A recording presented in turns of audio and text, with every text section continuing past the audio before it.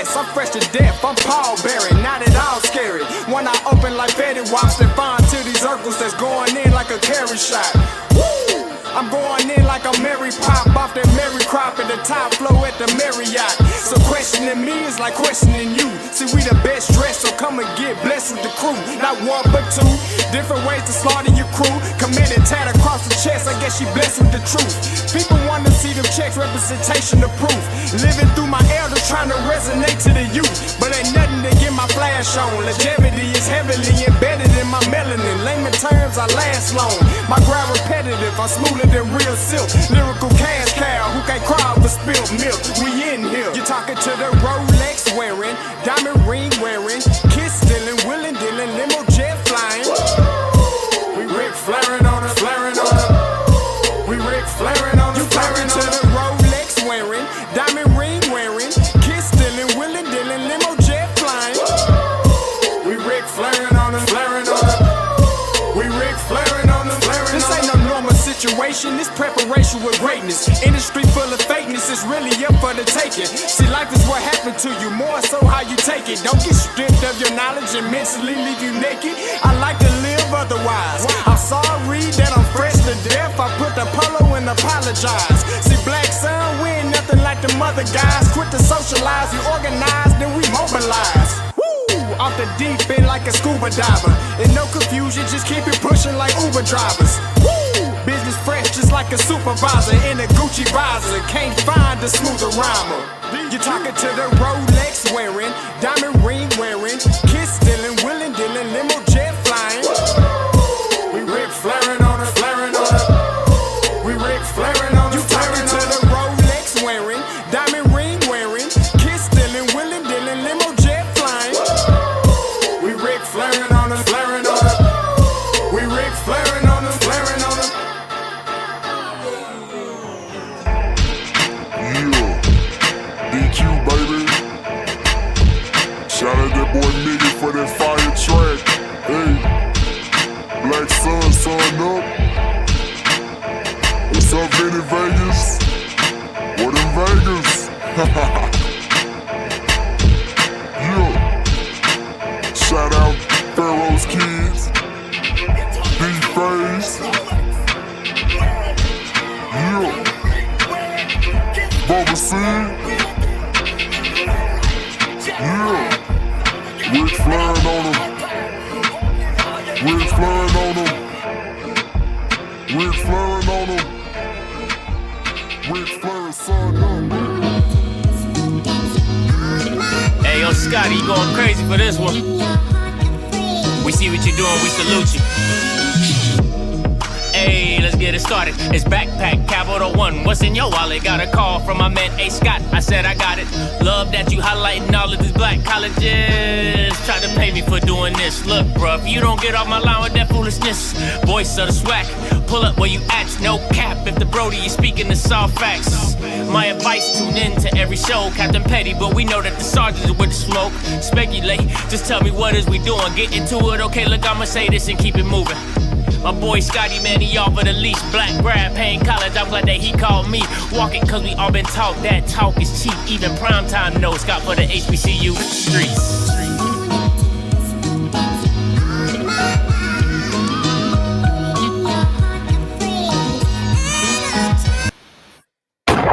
What is going on, everybody? You already know what it is. It's your boy back with another one, and happy Thursday. Hope all you members out there are having a good time. Having lunch, having dinner with the fam.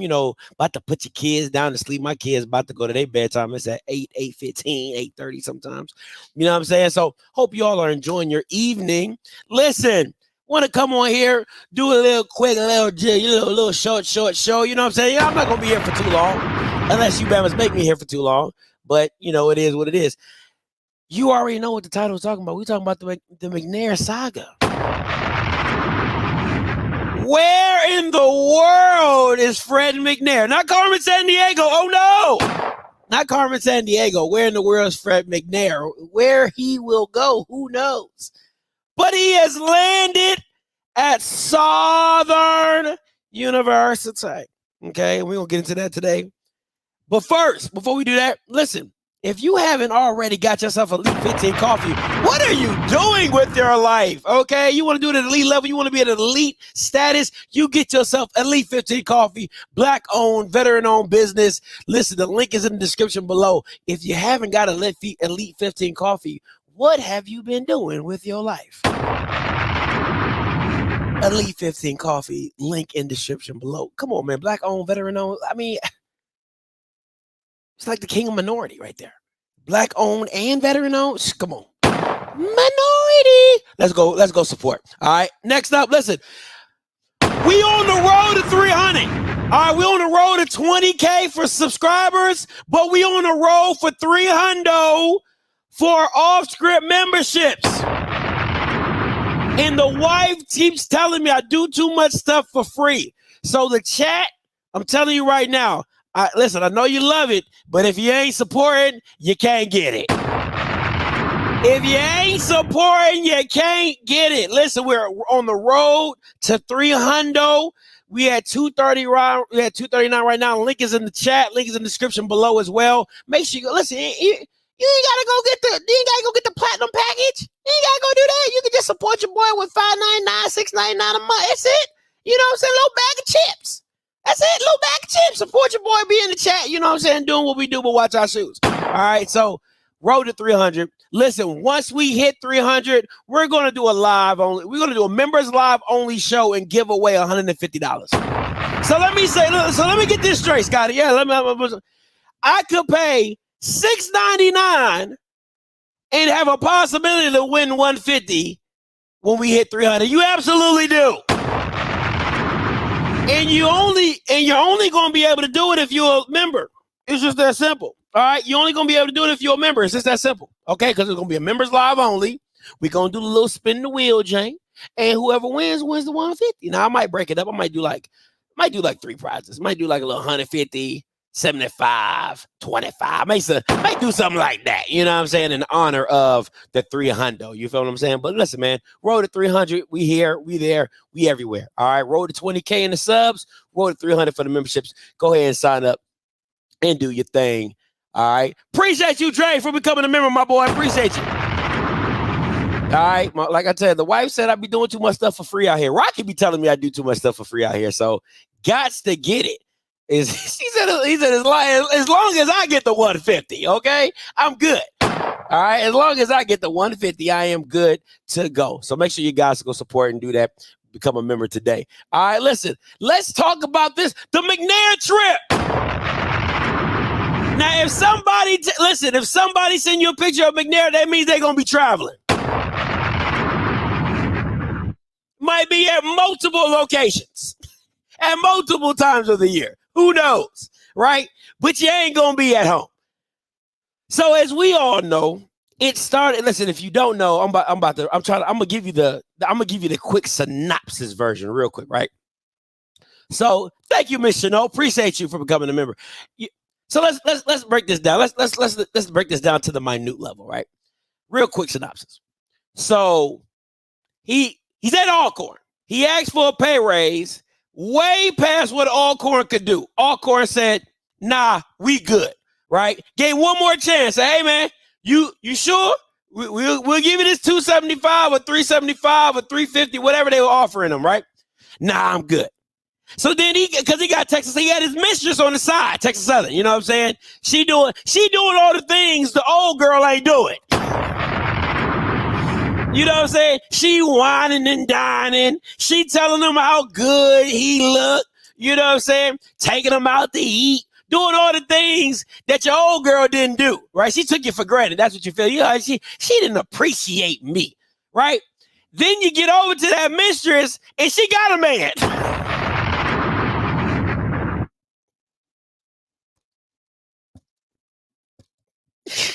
You get over to that mistress and you find out she got a man. She ain't want you, right? So now you're out in the street, all right? You lose your girl, your old lady. You lose your mistress. Now you're just out here stranded, okay? And then you know what comes along? What comes along a little random jank. You know what I'm saying? She looking good. I think I could do something with that. You know what I'm saying? You tell her what you about. She tell you what she about, right? And then she like, oh, I think I can make this work. Oh, I think we can make this happen, right? But then her parents get involved and she say, no, we have already made our decision. And you won't be it, right? So you got Tiffany Dawn Sykes thinking that she can go and like, you know, go out and kind of meet a bachelor on her own. The parents step in and said, no, you ain't paying for this. You ain't paying for nothing, all right? We paying for this wedding. You ain't.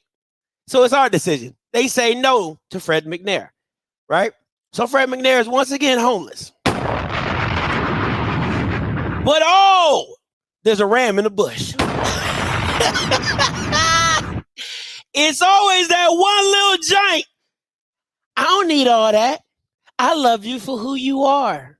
I know you've been cheating. I know you've been doing your thing out there in them streets. But come lay in my bed. Lay your head on my pillow. And here comes Southern University. Here comes Southern University, right? Mattress on the floor. All she got is Netflix and chill. Can't really offer you much, right? But you just don't want to be out in the streets. So you say, I do. And now we're here.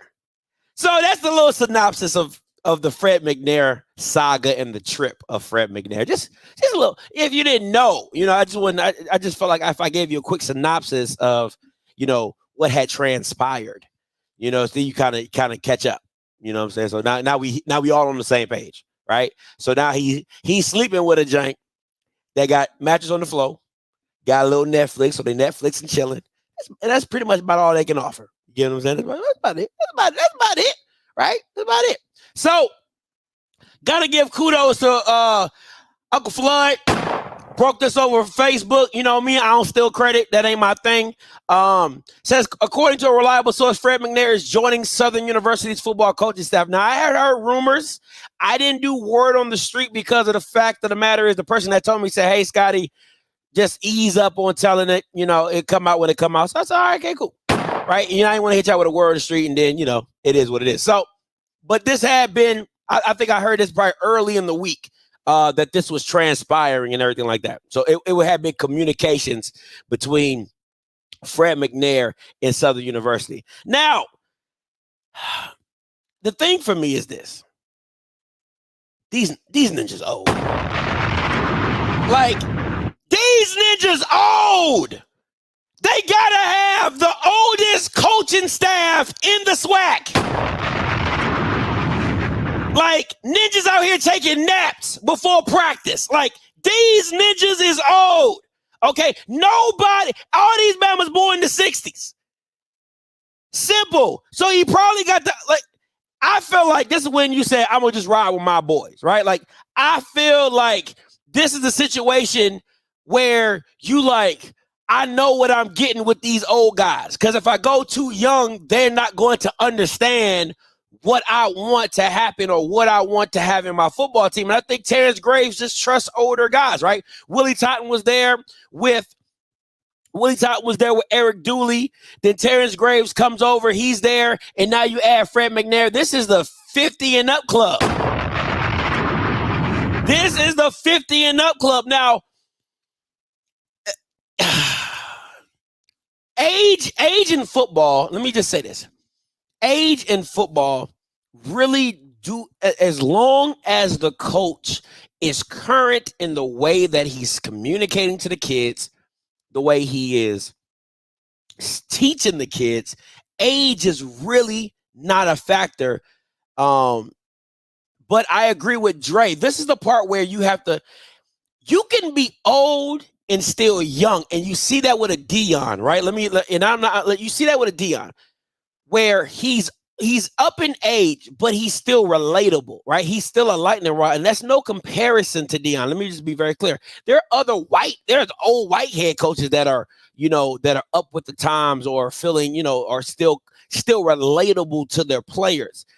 This to me, I don't know from what I heard about Fred McNair, a lot of the stuff he was doing at Alcorn was just going stale, right? Like he wasn't, as times were changing, he continued to stay the same. And that's not the type of kid that you're bringing in, right?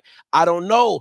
When I met Willie Totten, I thought he was a pretty cool dude. You know what I'm saying? So, but he's been, in multiple situations, in multiple spots as well. Terrence Graves pretty much got this damn job because he won 2 Bayou Classics. What the freaking do, right? Like, what has he really done? You know what I'm saying? And I don't even know the last time this Bama called plays as a defensive coordinator, if I'm being honest. But anywho, my thing is this: will this work together, right? Because you either get a bunch of old heads together that are stubborn, like Fred McNair is a former head coach. Terrence Graves has been doing this thing for a long time, and Willie Totten has been doing this thing for a long time. So having all these guys on one accord is one thing, right? Because we all know you got an uncle or grandpa or whomever who's up in this age, and they just do things the way they do them, right? There is no hey grandpa, hey uncle, what don't you think about this? I've been doing this since 19. Well, I've been doing this before you was born. Before you even had your britches on, I was doing this. You trying to tell me? It's a lot of that. So if you have the top main guys are this age, right? I don't, unless they're grooming younger coaches to really take some of these reins over and really step up their game. Are they mentoring young coaches? Because I'm telling you, from the stuff that I heard about Fred McNair leaving Alcorn, they were like, it was more of a blessing than a curse because he just wasn't doing what he was supposed to be doing. He wasn't involved in a lot of the day-to-day operations. He was more of a figurehead. So now you get into a situation where you're a guy. You're not the guy. You're a guy. You're a clipboard guy. You're a go get the kid. Like, is Fred McNair up to the standard of going to go check on a kid in study hall? Is Willie Totten and Fred McNair, are they up to the task of going and go check on these kids and doing all these things?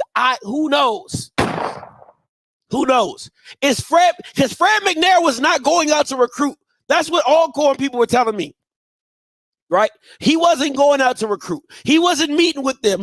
Everything was coming to him. So now that you're an assistant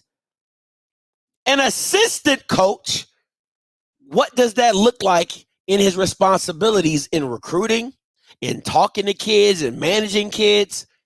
It's a lot. A lot of people, like Perry texted me. He was like, "Oh, I wanted him from the beginning." For why? What about Fred McNair? Like, somebody had to help me understand. What about Fred McNair as an assistant coach would be like, oh, I needed him. He didn't call plays at Alcorn. He stayed with Elliott Rotten way too long before he moved over to Phillips, who gave them the success they had in the season. What about, like, Fred McNair is a manager of men. So explain to me how he's supposed to be that as an assistant coach. I don't know, man. It's a very fine line. If he's is Willie Totten the quarterback coach? Is Fred McNair the quarterback coach? Who's the offensive coordinator? Is it Willie Totten? Is it Fred McNair? Like, it's a lot. There's a lot of storylines that need to get pulled and threaded out of this to see how is it going to work for Southern University. I'll tell people from Southern is I would just pump my brakes before I'm just like, oh, we made an awesome hire. That's just my two. I would pump my brakes. Like, UAPB getting Tony Hall. Like, if Terrence Graves could pull off Tony Hall going to Southern University, I would tell y'all ninjas to start throwing a party now.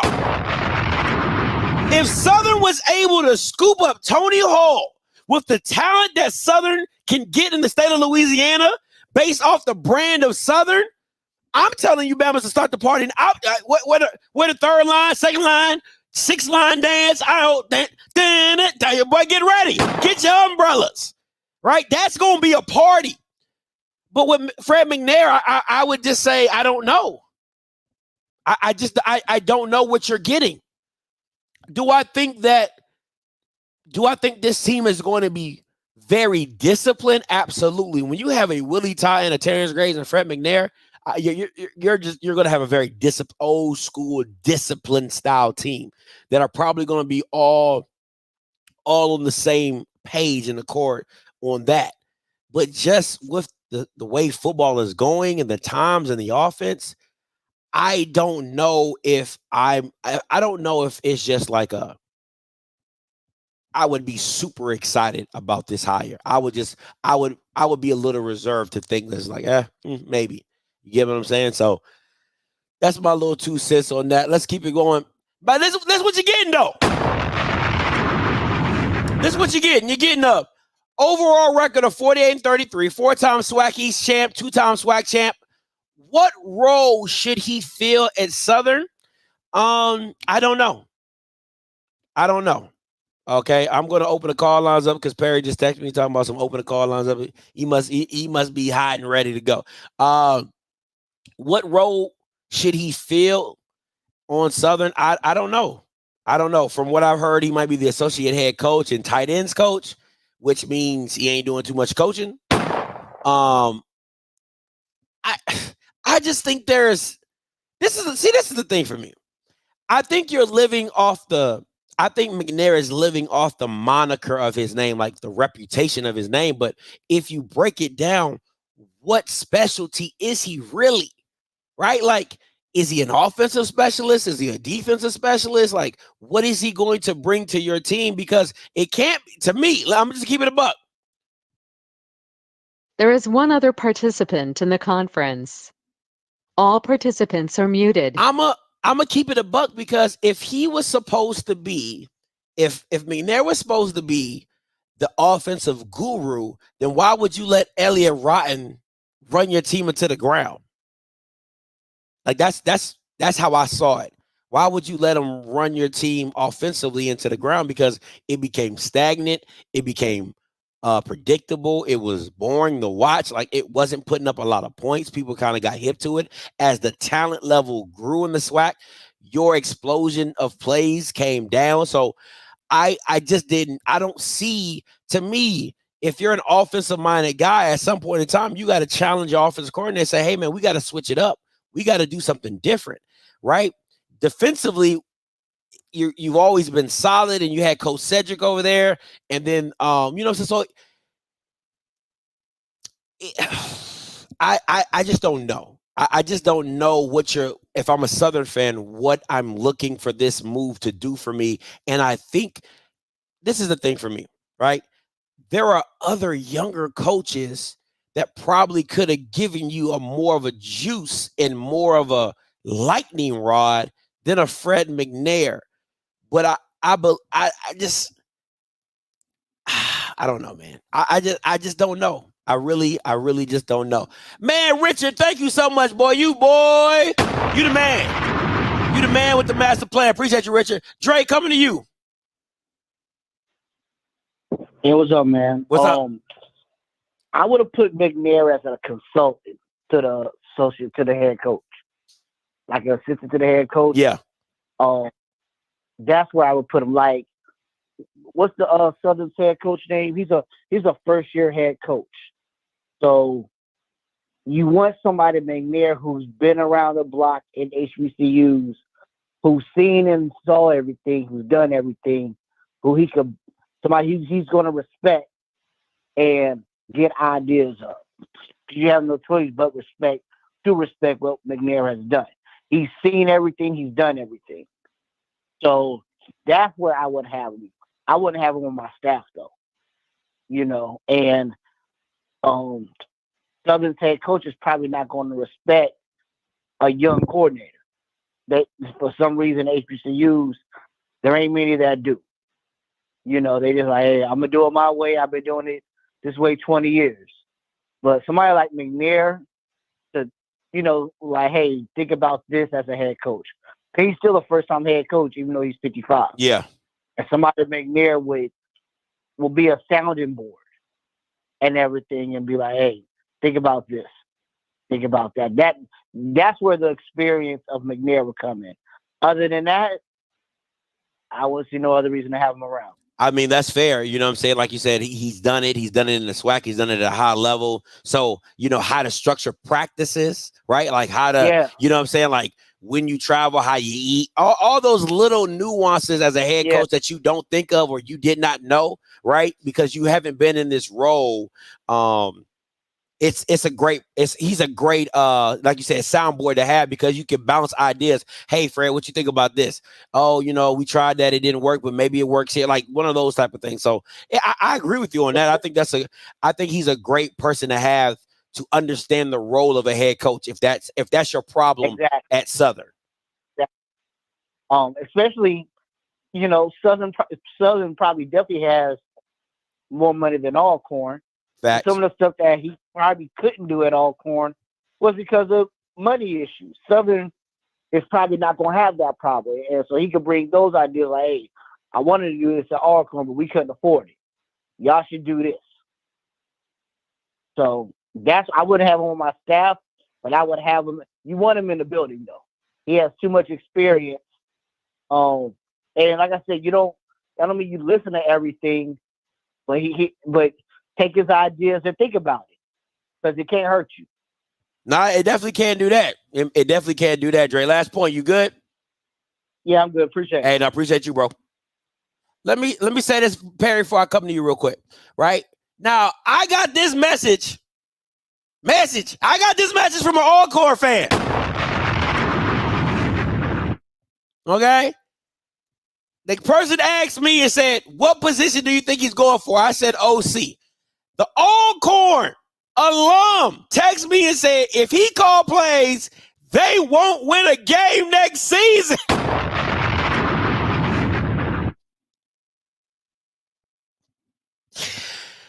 Woo! He said, I don't believe he can coach QBs. I said, dang, that's cold-blooded. He said, that's not a shot at him. I'm being real. He's not built like that.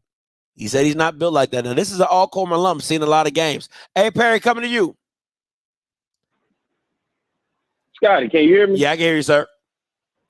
Why everybody hating on Fred McNair, man? Why everybody making him out to be a laughing stock or a joke? What's the deal with that part? I don't think people are making out to be I think, okay, let me say this. The situation, how he got here, that's the laughing part. Okay, now that's the laughing stock part. But I don't think people are laughing at him as a coach. People are just, for me, let me speak for myself.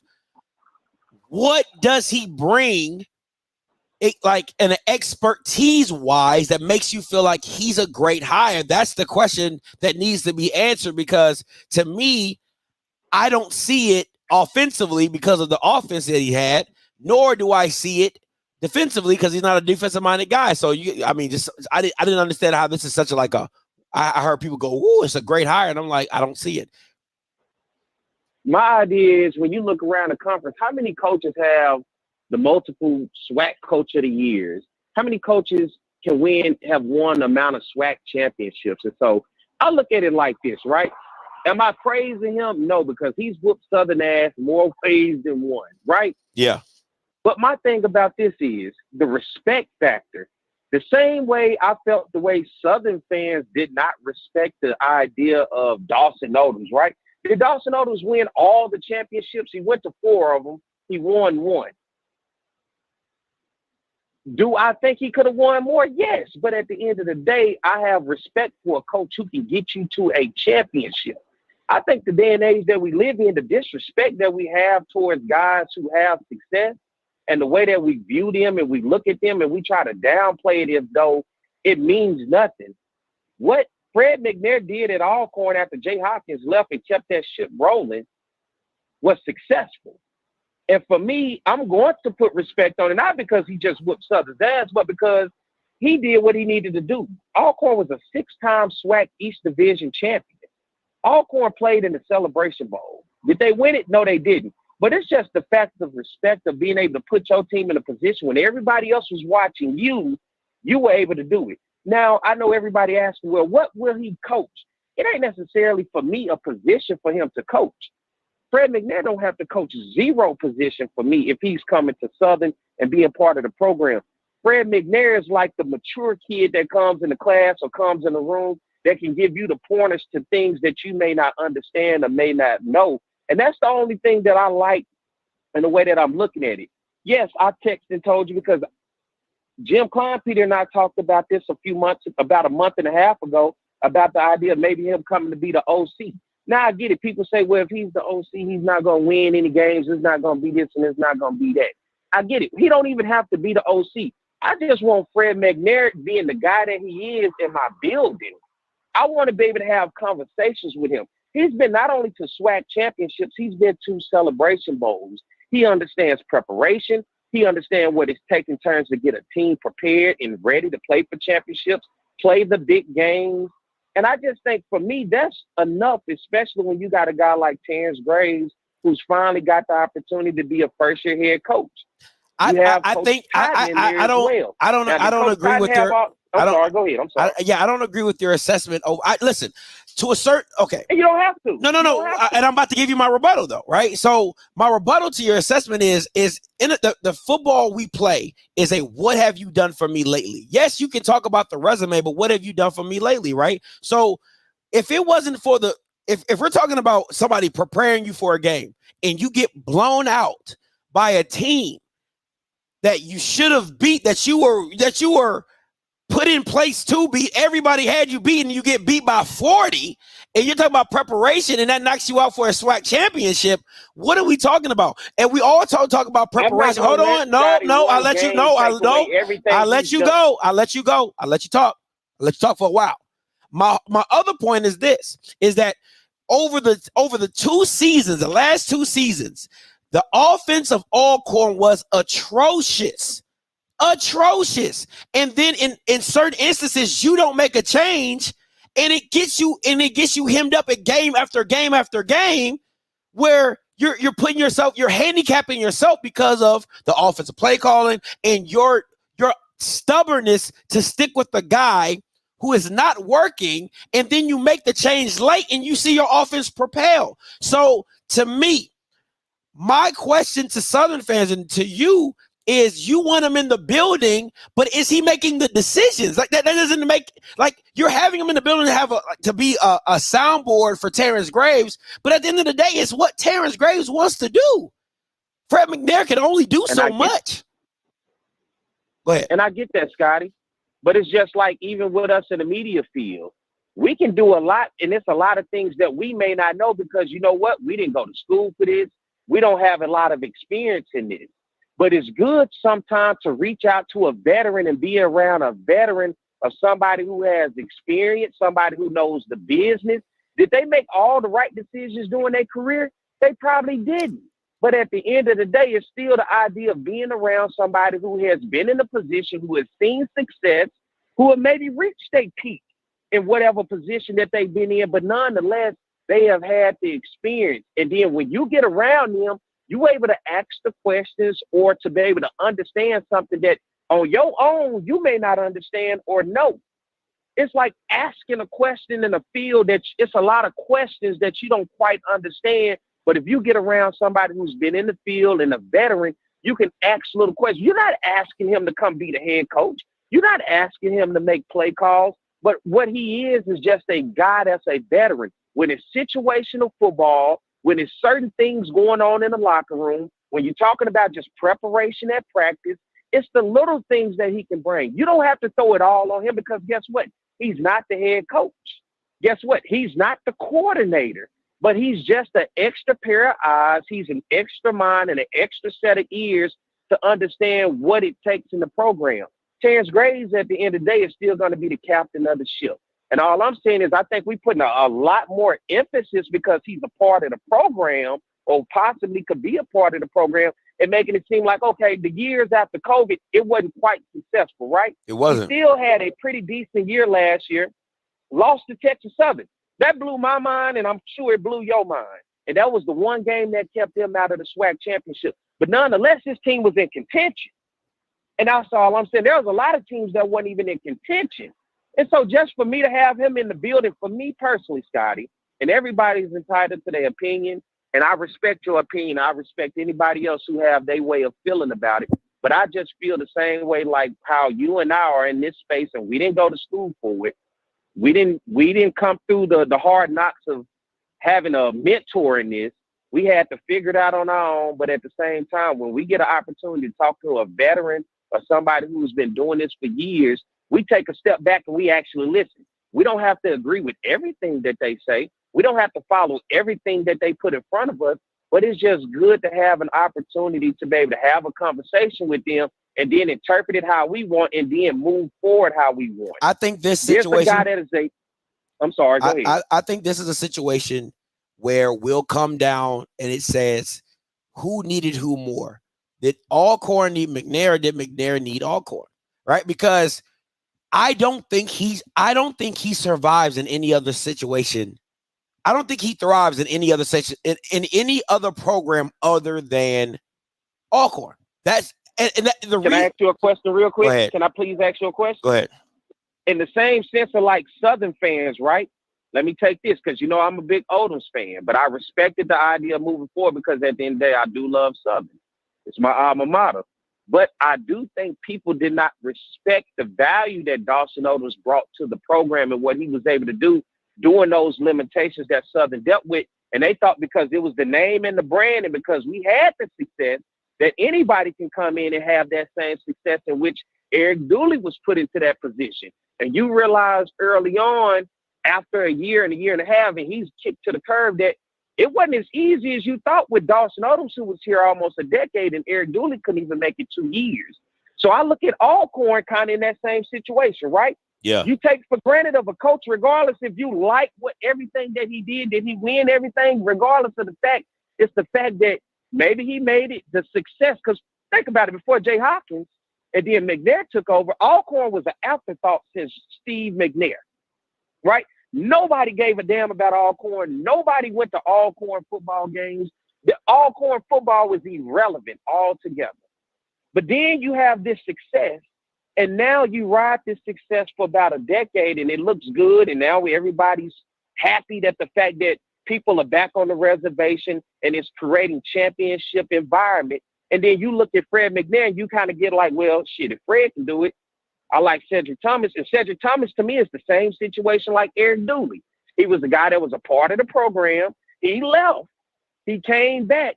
And now I see the idea that he can have the same amount of success and that I think he can do the same job that Fred McNair did or Jay Hopkins did. So for you, let me ask you, putting you in that situation, do you think Cedric Thomas will have more success or the same level of success that Fred McNair had at Alcorn?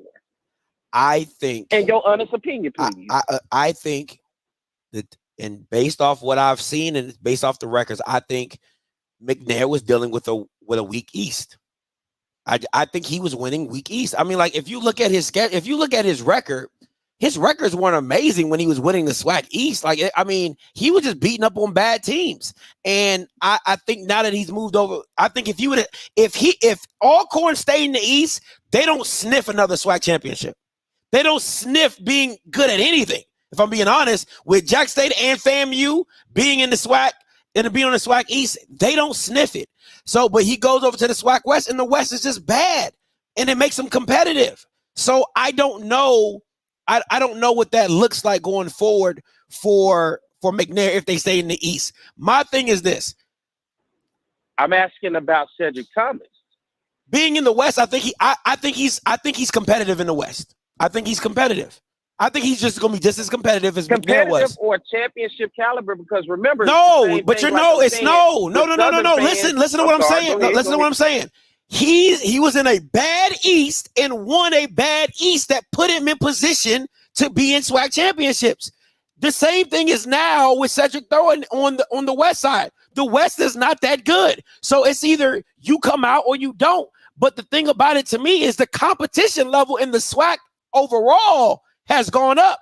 So you're asking, that's apples to oranges in my comparison, because the SWAC East that McNair was winning in is not the same SWAC that is today. It just ain't. The SWAC West was decided by one game with Alcorn losing to Texas Southern. Was that an anomaly? But Texas Southern also had FAMU on the ropes. Texas Southern took Southern into overtime. So although Texas Southern's record overall didn't look good, they pushed some of the best teams in the conference to the brink. Now, did they have their breakout game against Alcorn, who had to go on the road? They did. But what you're telling me is because Alcorn was in the East, and the East was bad. Alabama A&M and Connell Manor was about the only team that pushed them during that time while Mcnair was there. Now you move over to the West.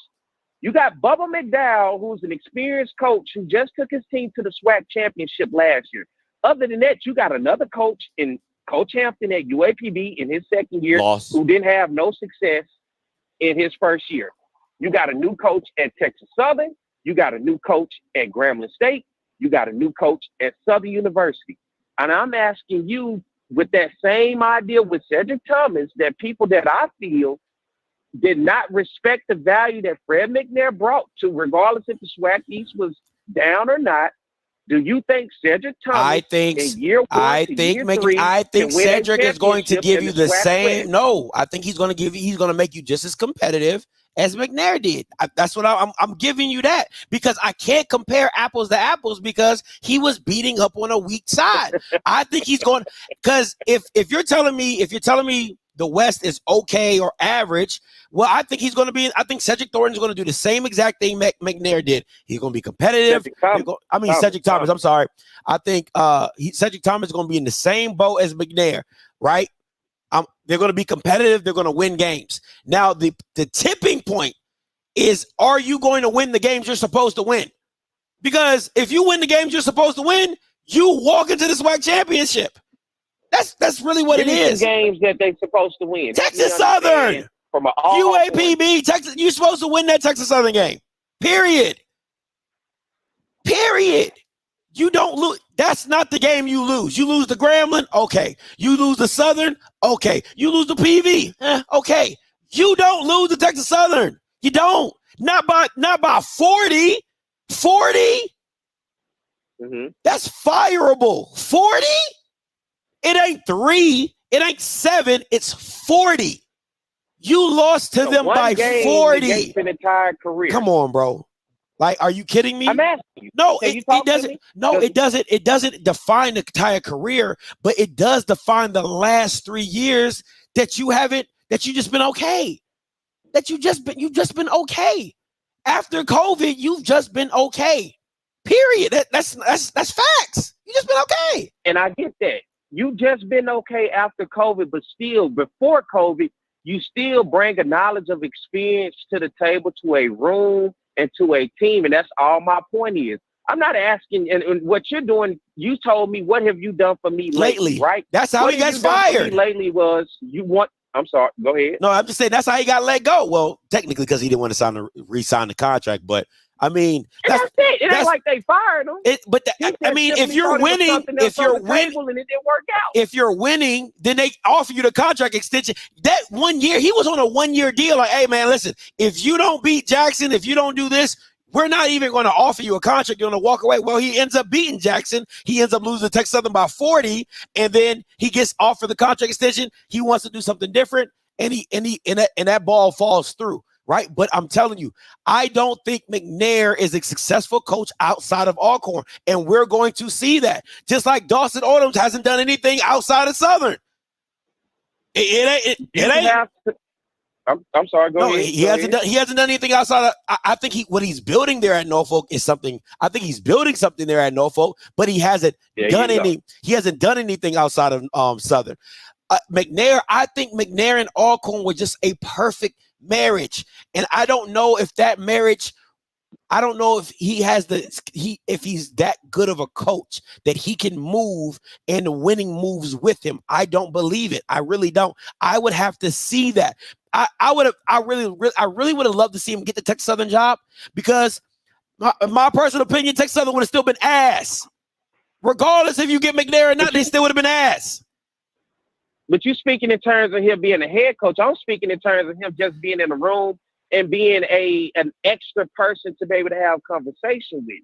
That's all I'm speaking of. That's great. Once again, it's like, That's great for you. But I mean, that's what you feel. But to me, I'm like, does that bring wins? Does that bring talent? Does that bring structure? Does that bring offense? Just because I'm talking to you, what does that mean?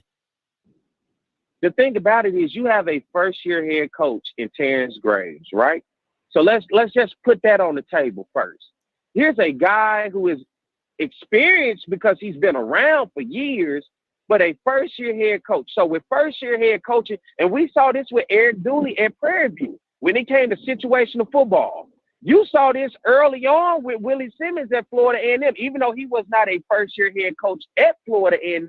He had coached at Prairie View, but you saw mistakes that happened that cost them games, particularly if you go back and look at Willie Simmons early on at Jackson State when it came to situational football. And all I'm saying is, it's just good to have somebody who is a veteran who has experience. I'm not asking to rely on him to make every single decision.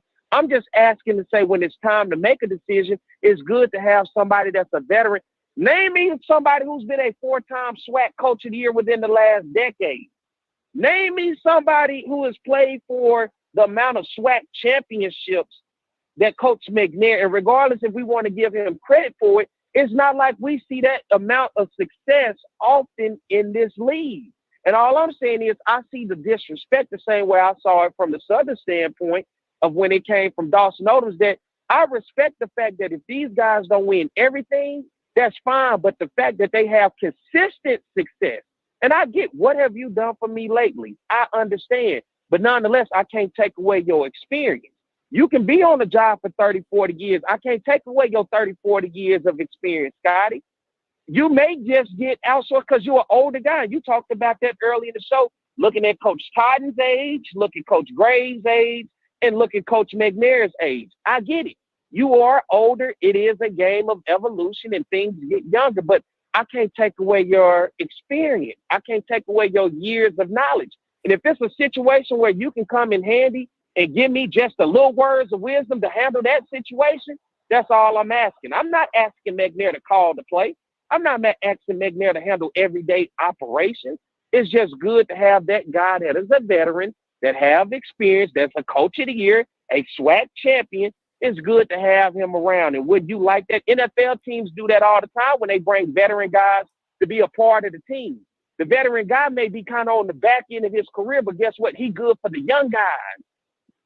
He can come in and give the young guys a word of wisdom. He can come in when it's situational to give the young guys some opportunity to understand what this situation means. And I look at that the same way with Fred McNair. Man, so listen, no disrespect to him. It's no disrespect. It just is what it is. But listen, I'm gonna say this and I'm gonna let you go. I know. I'm gonna say this. I'm gonna let you go. Okay. It's just hopes and dreams. Like, I mean, that's what all I'm hearing is, oh, I hope he gives a word of wisdom. Oh, I hope he comes with a fortune cookie that inspires all the guys, and I hope he does for y'all too. Why write him off is all I'm saying. I didn't write him off. I just said I don't understand the hire. That's all I said. I don't understand the hire because to me, he doesn't. If you're hiring him to be to be your coach's conscience, okay, great. I mean, great. Happy What's wrong with that? I said happy for you. I'm happy for you. I said I'm happy for you. If that's what it takes, because to me that tells me you shouldn't hire Terrence Graves in the first place. But that's a whole nother topic. Oh no! Don't hold on now. You know how it is what it is. But man, I appreciate you for having me. I just want to express, man. I like to have him, man. If he does come and be a part of the program, man, I just want the experience, man. And especially with somebody to whoop your ass as much as Fred McNair did whoop Southern ass. Come on, bro, because obviously you know what you're doing. You feel something. Do Alcorn fans, are they glad that you moved on? Because over time, people get sick of you. After 10 years, people be ready for something new. That's just the world that we live in. Them years of the Eddie Robinson staying somewhere for all of these years, those years are over. People got short attention spans, and people ain't trying to rock with you more than 5 to 10 years. So I understand the new age that we live in. But we don't have to down him and act like he ain't. Nobody is downing him. Bye, Perry. Bye, Perry. God damn. Nobody is downing Fred McNair. What we're saying is that he has flaws. And then at the top of and Miss Angela, I'm coming to you next. When nobody's downing Fred McNair, what we're simply saying, or what I'm saying, is what does he bring to this team? Because it can't be OCing. Because we saw the issues that they had as an OC. That's not opinion. That's fact-based, and you saw it.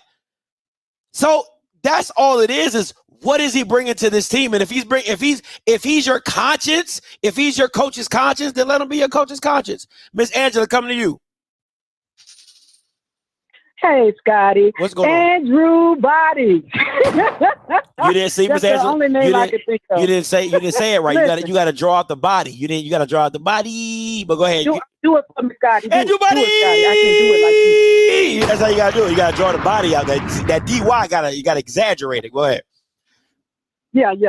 Listen, look, I first of all, I want to say shout out to you and your platform because, all it takes is good common sense on, trying to run a platform. You don't have to go to school for this. Look at Shannon Sharp. So I want to say keep up the good work on that. Thank you, Miss Angela.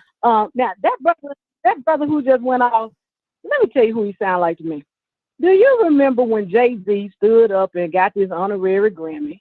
And then he went on to say, y'all need to give Beyonce a Grammy. He said it without saying her name. She done racked up on all of these Grammys, and she never won the album of the year, and blah, blah, blah, blah, blah. But Taylor Swift went on to win, right? Yes, ma'am. And so it's almost as if, because of her experience, and nothing, no knock to her. They want you to just gift her the album of the year, but a lot of people are saying Taylor Swift write her own music, and Beyonce, is not writing all of her music. She's purchasing.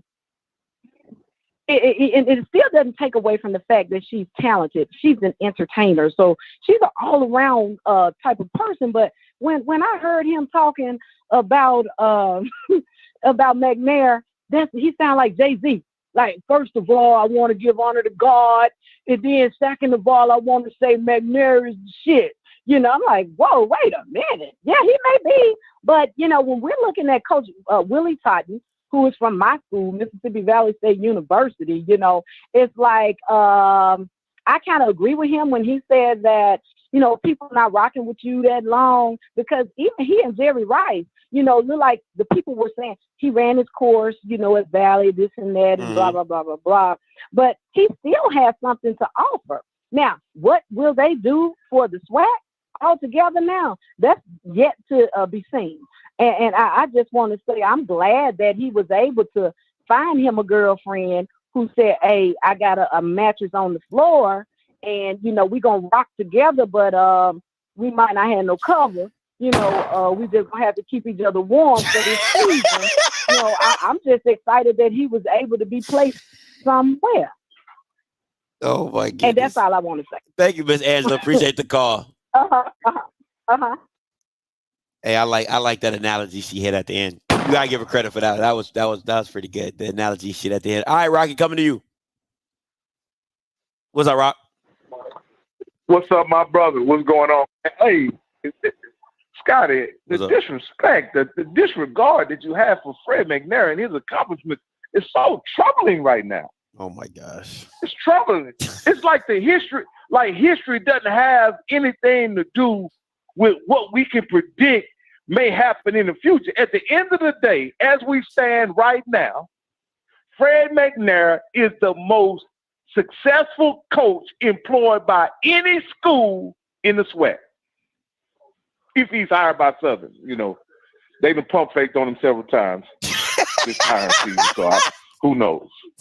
But he's the most successful coach if he's hired in the SWAC, period.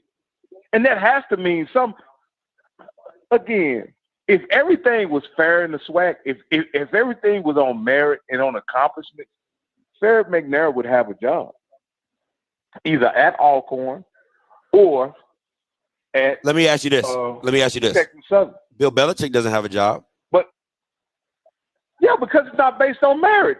Bill Belichick doesn't have a job. Yeah, because it's what Bill Belichick asked for. He wanted to be in control of personnel, which he had a failing personnel department when he was at New England. I understand why someone would want him to be in charge of personnel. But again, Fred McNair. We talk about Fred McNair and the SWAC. He's not Bill Belichick. He's the Bill Belichick. If you're telling me, if it's a perfect analogy, is Bill Belichick not the most winningest coach in NFL history? Bill Belichick is 71 years old, bro. It's the same analogy.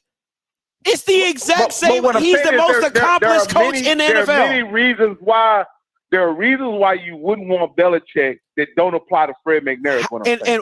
And what are those? Because we have never seen it the same logic that because I felt Brady and Belichick made each other, right? In the early years, Belichick made Brady. In the later years, Brady made Belichick, right? So now, to me, Alcorn and McNair have just been a perfect marriage that is now divorced, right? So now it's like, is he the same McNair without Alcorn? Hold up. Let me ask you a question, Scotty. Can you please tell me the assets that Alcorn has that it makes it a perfect marriage with Fred McNair? Please explain me the assets they have that make it a perfect marriage. The assets that it has is that he's been with Alcorn for probably more than 30 years, right? So he knows everything about the institution. He can tell you, he can make anything, like when you know something, when you know it like the back of your hand, I can sell it to you in ways that people can't. Right, so is he the asset or is Alcorn they're together? Because Alcorn believed in him. He loves Alcorn, so they're one and the same. They're really one and the same. So to me, my question is this: if I take you out of Alcorn and I put you in a FAMU, are you successful? If I take you out of Alcorn and put you in Texas Southern, are you still successful? Because that's the real true measure, if you that guy or not, is I take you out of your comfort zone, which is Alcorn, and I put you at a Texas Southern in Houston. Can you still, because listen, I'm never going to take away for what McNair did with Les, but let's not act like you're just going to walk into a Texas Southern and FAMU and be successful. That's not it.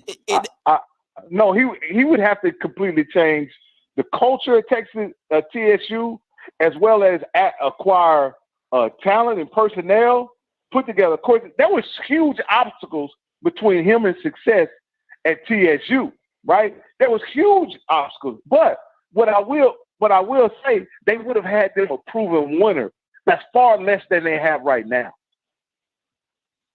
That's far less than they have right now. And again, the fact that McNair won championships prior to COVID and prime, I don't think that should be held against him, right? I think that was he won championships under condition that existed in the SWAC, and he was the best. Matter of fact, one year I believe he won a championship starting 3 different quarterbacks. Okay, I'll give you that. I'll give you that. But in the same token, the year without prime, you didn't go back.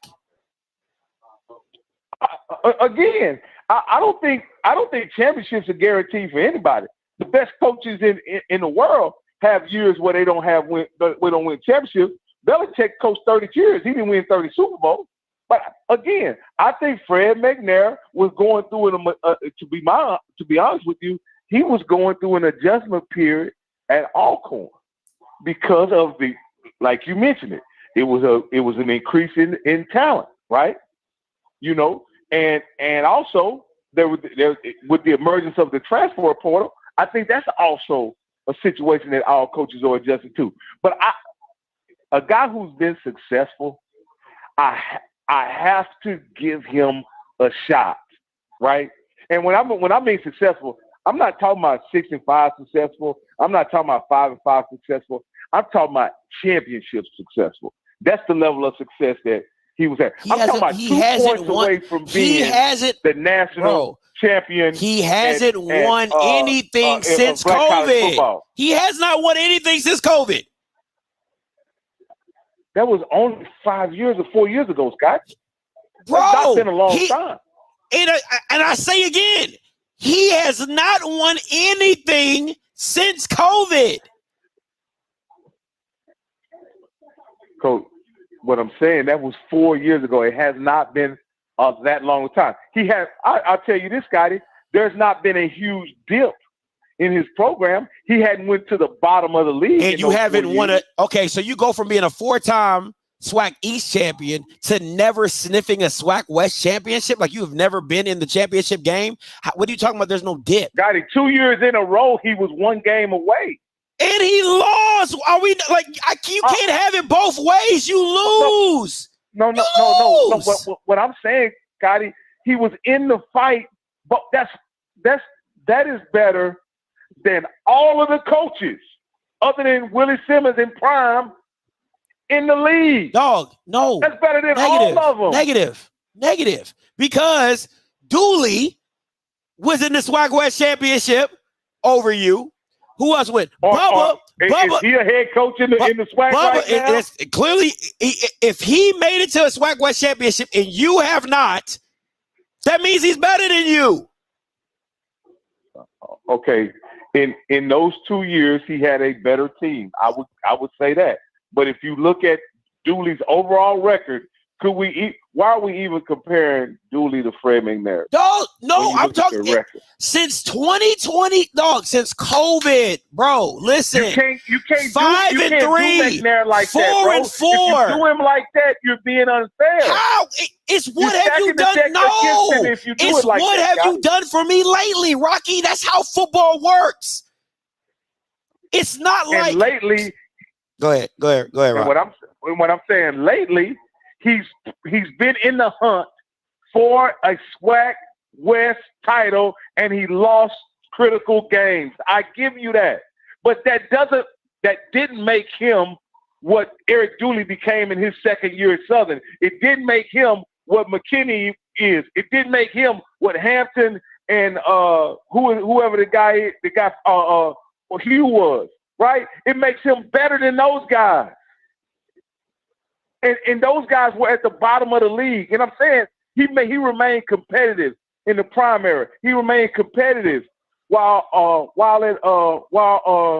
after Prime left. I think that accounts for something. No, he didn't win championships, but he deserves to have a job in the SWAC based on who currently is the head coach. I'm gonna say this again. I'm gonna say no. I'm not letting this rock, bro, because you're not taking in consideration the actual losses. So 2020, what we in 2021, he loses to Southern, he loses to Bethune-Cookman. It's the same thing like Texas Southern. You lose, right? And then you lose to Jackson. Next year, let's go 2022. Who do you lose to? You lose to Stephen F. Austin game. That was a horrible loss. You lose to Southern. You lose to Texas Southern again with Andrew Body. You lose to Grambling 35-6. What are we talking about? And you lose to Jackson again. And now we go to 2023 when you have everything going for you. You lose the PV and you get blown out by Texas Southern. Rocky, I'm not going to let you live. If you're that guy, you win those games.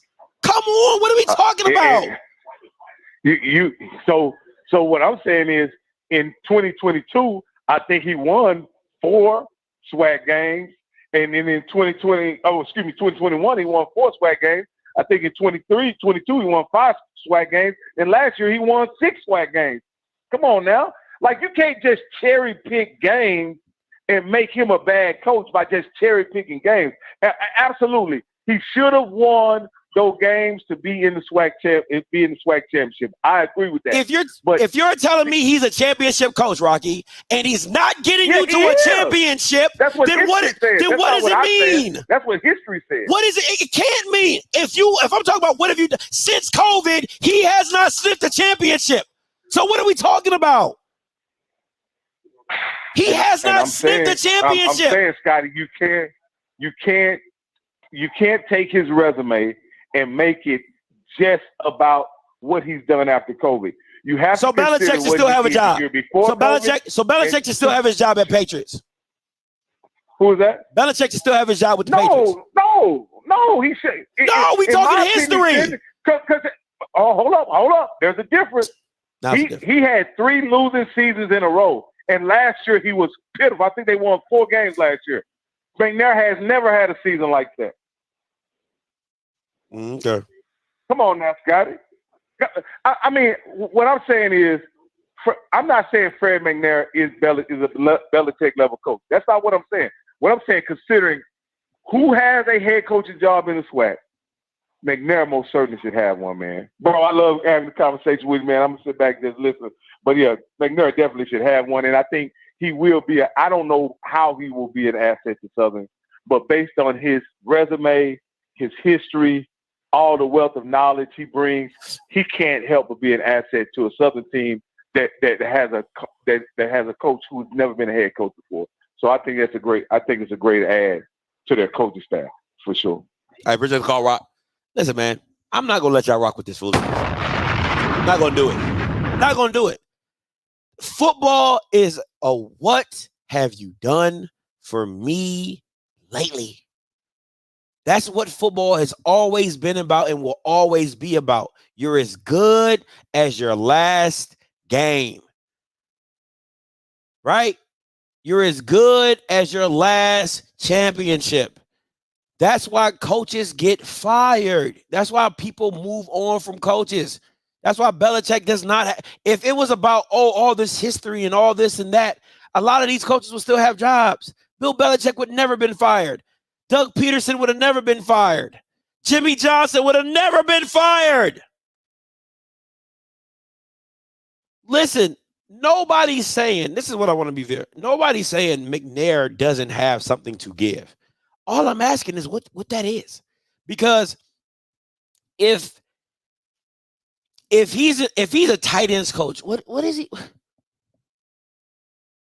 Bro, just give him, he's the head coach conscience. He's the conscience committee of Terrence Graves. That's what he is. He's a glorified conscience committee. Hey, Fred, you think I should eat eggs today or sausage? Oh, definitely sausage. Hey, Fred, you think toast or jelly, butter or jelly? Definitely jelly. Grape or strawberry? Grape. Like, I mean, is that what it's been boiled down to? Is that what it's boiled down to? He can't walk and chew gum at the same time without Fred McNair? Is this where we at? Is this what it boiled down to? Come on, man. What are we doing? What are we talking about right now? I just, like I said, at the end of the day,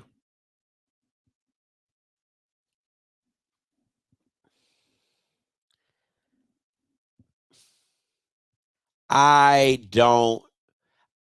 feel like this is, I don't want to say Eric Bieniemy because he was the offensive coordinator, but if they put Fred McNair as offensive coordinator, or if he has a major coordinator role in this situation, I think this is a massive risk, because I feel like all you can do is taint yourself if things go bad at Southern, right? Because if you're telling me this man is your conscience, I'm Fred McNair. I'm your conscience.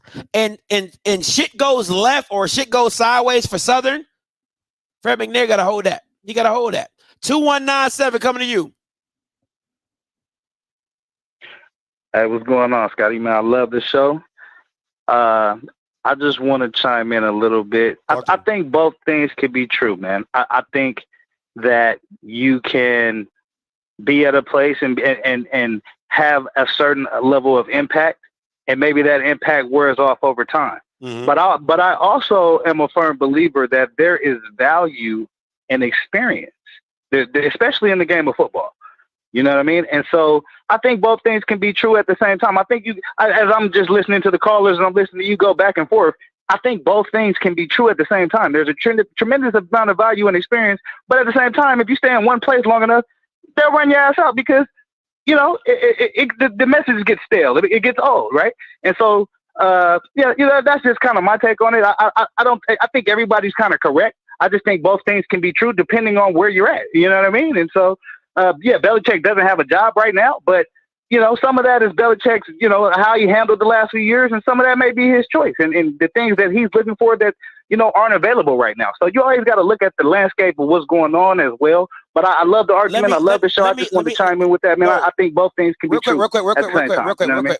I want to touch on that Belichick thing just real quick, right? Okay.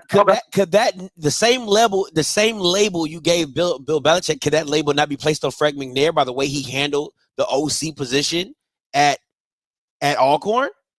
You get what I'm saying? Like the way he managed that offense, the way that he stuck beside a guy who was atrocious as an offensive coordinator, and then his hand gets forced to make a decision to switch that guy. Could that not be a part of the plate that comes with Fred McNair, is the stubbornness? It absolutely can. But I wouldn't want that to cloud, his overall resume per se, right? Because aside from maybe those couple of bad decisions, I mean, it seems like he's had a solid, pretty solid resume, as you say, before COVID, but it doesn't really matter. I mean, that kind of experience is valuable. You know what I mean? So that's why I played football at a high level for a number of years, and I can just tell you, inside those locker rooms, experience is valuable. But at the same time, a message can get stale. You know what I mean? And things can run their course in one location. So, I'm more of the mindset that both things can be true, but you make a fair point. I can't disagree with that. Hey, man, appreciate the call, man. Thank you so much. Absolutely. I like what he said. He said, Scotty, everybody right. I think I'm just a little bit more right. I think I'm just a little bit more right, okay? I'm a little bit more right than Perry. I'm a little bit more right than Rocky. You know what I'm saying? We both right. It's like, bite both arms, but just stay at my house. It's like both arms, but, I'm just keep it at my house. You know what I'm saying? So I'm just a little bit more right on this side of the fence. Listen, man, I think I'm going to say this. Yes, can a message get old? Can it get stale? Absolutely. Right? But I don't know, man. I'm curious to see what this next year or next couple of years looks like. If I just want to see what this looks like going forward, right? Like what Southern looks like. Because let me ask you this. I'm gonna ask this to the crowd, right? To my members in the chat and everybody listening. If Southern has a losing season, does the conscience get any blame for that? I'm just asking. If Southern has a losing season, does Fred McNair, being the conscience of Terrence Graves, does he get the blame for that? Because if he gets the blame for it, then I guess he gets the blame. He will get the credit if they win, and then it means he should get the blame if they. I mean, it go both ways. Because if you're telling me he gets credit, that's really what you're saying. Oh, experience. Oh, the word of all this experience, right? His word is bond, his word is key. So if he gets credit for the wins and the success of Southern, should he not get the blame if they do not do well? If they lose a major game, should he not get? I'm just saying. If it's okay, Dre. Okay. So if it's on him as a head coach, then Fred McNair should get no credit for anything. I just want to set the parameters, right? So when the season comes about, I know how to play this out. Because if you're telling me he shouldn't get no credit, then I'm not going to give him credit for nothing, being a conscious of nothing. But if you're telling me if success comes and you give Fred McNair, if somebody called my line talking about oh man, Fred McNair really changed the complexion of this team. Hiring Fred McNair was really a godsend. That's why we doing blah, blah, blah. I'm going smooth off. Because if you was losing and I said, hiring Fred McNair really effed y'all up. Oh, how did that get blamed? How does that get up? That's all I'm saying. Coming back to you, Dre. Yeah, I think Terrence Graves is still the head coach. You get what's the coach out of San Francisco? Out of San Francisco. Talking about Kyle Shanahan? Kyle Shanahan. His dad still, you think he don't talk to his dad about this and about that? But all them leads he's blown, ain't nobody blaming it on the dad. Well, he doesn't. Mike Shanahan on the sidelines whispering in his son's ear. It's different. It's different of making a phone call to Fred McNair than hiring Fred McNair to be my conscience. Yeah, but it's not the same thing. That's your dad. I just ain't got to put you on. He's on staff. He's made enough money where I ain't got to take the San Fran money. You know. Like I said, I think it's, Terrence Graves is going to have to go with his gut. But there's nothing wrong of having, another set of eyes when you haven't done it before. It's almost like both of us has been in the military. Yeah. If all of a sudden you had, like I've had friends who, they had little cousins who was thinking about going to the military. You know what they do? They're like, yo, let me call my boy Dre. He's been in the military. He's been to Iraq. Yeah, I get that. Tell her how it is. Yeah, I get that. Because your recruiter is still a recruiter, and you can't trust a recruiter. We both know that. Yeah, facts. But somebody like me, who I don't gotta fight it, I don't gotta fight it. Hey, take this MOS. You want to be stationed here? Do this, do that. So, but even if all the advice I give, they still got to do it. If all of a sudden the military gives them $25,000 to be a truck driver, yeah, they still might choose that instead of choosing admin. Yeah, that's fair. that money do be talking. Yeah. So if I tell her, like, you don't want to be a truck driver, use admin. You don't want to be a cook. Tech. Yeah. But all you want is the information. You want more. You want as much information as you can, so you can make, as the head coach, you can make the proper decision. That's why I said having him in the room ain't bad, because he does have the experience, and he can sit there and be like, okay, hey, like practice. Like some coaches practice in the afternoon, some coaches practice in the morning. And I'm sure there are reasons for both. I heard one coach say he liked practice in the morning to keep his kids from going out. If you got a 6 a.m. practice, 7 a.m. practice, you ain't out all night. Because you got to be up in practice. Other coaches may have like, dang, I never thought about that. So as a new coach, no matter how old you are, like I said, having them in a building, it ain't a bad thing, but you still have to have the confidence in yourself to make your own decisions, because the win losses is on you, and you are the highest paid person in that building. That's the head coach. The winning losses is on you. If all of a sudden he goes to the SWAC championship, they ain't giving McNair that bonus. I'm gonna tell you that this. bonus going to Terrence. I'm gonna tell you this. If I start hearing, if the beginning of the season, if I start hearing some foolishness like, see, this is why we brought Fred McNair, trust me, when they start losing, I'm going to flip the script on that joker ASAP. I'm just telling you, I'm just being fair, Dre. I'm just being fair. That's all I'm saying. I'm just being fair with it. Yeah. But also, I would say this. If McNair deserves credit, then give him the proper credit that he deserves. If all of a sudden, let's say I start a podcast, and let's say I take an idea directly from you, I should give you the proper credit. Like, yo, man, I got this from my boy Scott. I should give you the proper credit. Let's say I take something from you and it goes bad. You wouldn't want me to blast it. Man, I took this idea from Scotty. This shit didn't work. You know what I'm saying? Yeah. So if McNair deserves give him the proper credit. But the head coach is still the head coach. The head coach still gonna have to make decisions, and him and McNair ain't gonna get along on every decision. Sometimes Terrence Graves gonna be wrong. He's gonna be like, you know what, my gut said this, I'm wrong. And sometimes McNair gonna be right, like, man, I've seen this over 30 years coach. So I think it goes both ways though. That's fair. No, I love the analogy. I love the examples, Dre. That's great examples. Appreciate it, man. Hey, appreciate you, Dre. Hey, man, listen. And KP, you right. Once y'all start losing, Bama's just gonna forget. Bama's gonna forget. When y'all Bama start losing, Bama's gonna forget. Everybody, they be like, man, wish we had Dooley.